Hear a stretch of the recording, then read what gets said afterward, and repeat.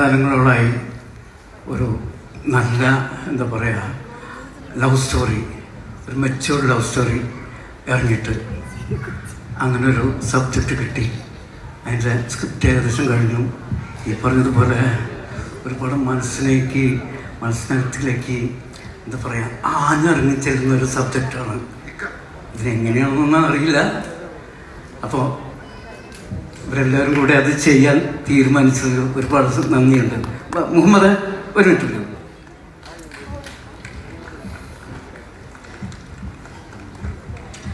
അതിൽ മുഹമ്മദും സെബാസ്റ്റ്യനും സരീഷും ചേർന്നാണ് അത് നിർമ്മിക്കാൻ ഉദ്ദേശിക്കുന്നത്.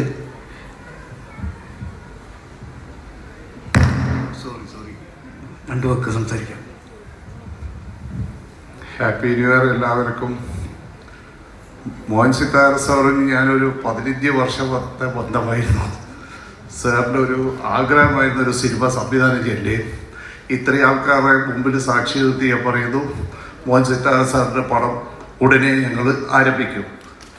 എല്ലാവരുടെയും സഹായ സഹകരണവും സപ്പോർട്ടും ഉണ്ടാവണം.